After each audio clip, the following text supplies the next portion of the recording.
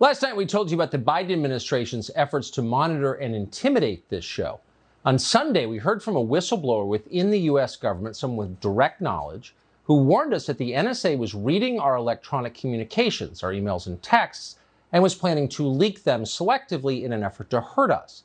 This person had details from my emails that no one outside the recipient could have known. So it was not a delusion, it was entirely real.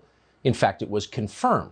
Just minutes before air tonight, the NSA sent us an infuriatingly dishonest formal statement, an entire paragraph of lies written purely for the benefit of the intel community's lackeys at CNN and MSNBC, all those people they hire with the titles on the screen. They also tweeted it out a few minutes ago. Now, last night on the show, we made a very straightforward claim. NSA has read my private emails without my permission, period. That's what we said. Tonight's statement from the NSA does not deny that. Instead, it comes with this non sequitur. In part, quote, Tucker Carlson has never been an intelligence target of the agency. Okay, glad to know. But the question remains, did the Biden administration read my personal emails? That's the question that we asked directly to NSA officials when we spoke to them about 20 minutes ago in a very heated conversation. Did you read my emails? And again, they refused to say. Again and again. And then they refused even to explain why they couldn't answer that simple question. We can't tell you, and we won't tell you why we can't tell you. My emails. And the message was clear. We can do whatever we want. We can read your personal texts. We can read your personal emails. We can send veiled threats your way to brush you back if we don't like your politics. We can do anything. We're our own country. And there's literally nothing you can do about it. We're in charge. You're not. Orwellian does not begin to describe the experience. It was like living in China. But we should get used to it. Now that the Biden administration has classified tens of millions of patriotic Americans, the kind who served in the military and fly flags in front of their homes, as potential domestic terrorists, white supremacist saboteurs, we're going to see a whole lot more of this kind of thing. A whole lot more. Harmeet Dhillon is a civil rights attorney. We're happy to have her on the show tonight. She's dealt with a lot of this stuff. In a text exchange we had a couple of hours ago, I expressed my frustration. You said, quote, I'm not surprised at all. It seems to me we should be shocked by this. We have a right to be as American citizens. Why can't we find out? This hardly just applies to me. Why can't any American find out if some bureaucrat in a spy agency is reading your private email? It's a really simple question. Why can't we know? Well, you should be able to find out, Tucker. And the reason I said I'm not surprised is for the last 20 years, since 9/11, I and other civil libertarians have been screaming about the Patriot Act and other laws. But dating back to 1947, our securities laws have said that the spying may only be on foreigners, not on American citizens, yes. But our government regularly flouts that.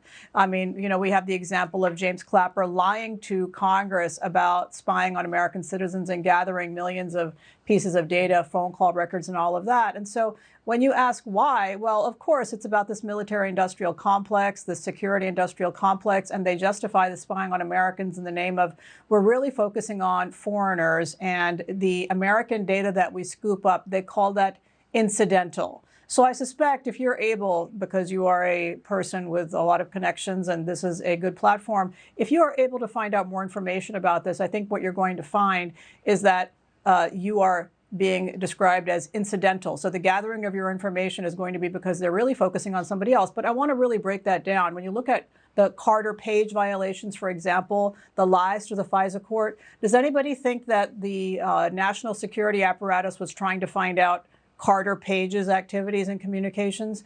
No. The trick is, if they can get a surveillance order on an individual, what they're able to do is scoop up all of the communications of all of the people who reach out to that person, text them even you know, without any predicate. And so that's really where it's at. And so that's a huge dragnet. And when Americans have become scandalized or members of Congress are asking questions about this, there have been some reining in of these things. But now the current law is that the phone companies gather this data and they have to store it. But the NSA can go over and ask for it and go shopping in a treasure trove of billions of pieces of data anytime they want. And in fact, dating back to 2018, the NSA has looked at or had access to over 500 million records of American communications. So you're one of them, but frankly, any important person, any enemy of the state, should expect that there's some way that the NSA can get a hold of somebody near you, get an order or a right to ask questions, and all of a sudden they have all that information,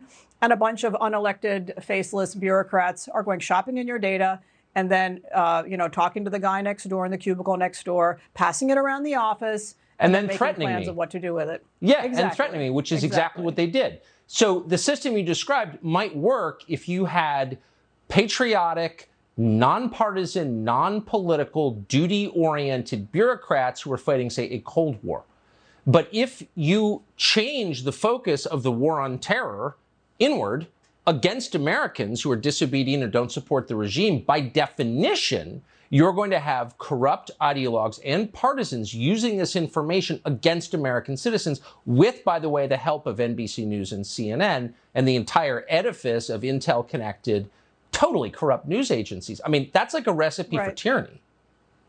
Right. And let me add a couple of things that'll not make you sleep any better, which is that when you try to go into court and challenge these, as some civil rights organizations, EFF and the American Civil Liberties Union, cases last for over a decade. The current case pending in the Ninth Circuit is called Jewel versus National Security Agency. And for the last 13 years, that case has bounced back and forth, up and down to the courts. So if you can prove that you're being spied on, which is what all of the glitterati there in D.C. are mocking you for saying, then the government says, well, because this is a national security issue, we can't reveal any information. We're not going to give you any information in response to subpoenas. But you usually don't get that far. They just say, you can't prove it. It's anecdotes, even if you have a witness like you have. And so you have no recourse. No lawsuits against the NSA have effectively been successful in stopping the spying on a particular American citizen. Look, I hate even to be put in a position where I have to say this. I'm actually not doing anything wrong. So it's not like, and if I was, you would be on the front page of the New York Times. You can be sure.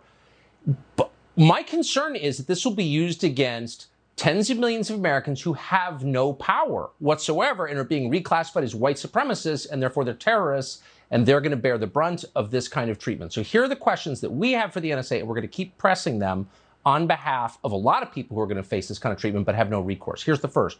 Does the NSA have any surveillance product on me or our producers? 2, who authorized the retention of that product? These are all terms of art. The intel community will understand what they mean. And here's the last one. What were the minimization procedures for U.S. citizens and journalists in this case? Will you explain that last one?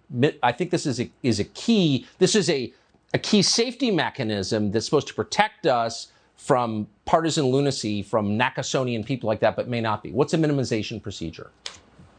Well, they're supposed to do their best to make sure that there's a screening and filtering that goes into place before this data is either, given to the NSA for use, or certainly to other agencies. I mean, and what's ironic is that the NSA may be among the good guys in our national security apparatus. The NSA doesn't like giving information to the FBI in recent years because the FBI has been blatantly abusing the information that the NSA gives it. And so in reality, these are self-policing agencies. They're secretive agencies. There is no effective oversight in Congress or in the executive branch, and they run rampant with this information and they weaponize it against American citizens. That's the truth.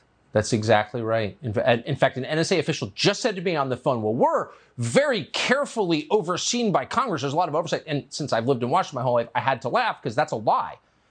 Whatever the NSA does, Mitch McConnell's happy with it on the right. And of course, the Democrats are more than happy to see their political enemies hassled by an intelligence agency. It's really scary. Harmeet, I appreciate your work on this issue. One of the last civil libertarians and most important left.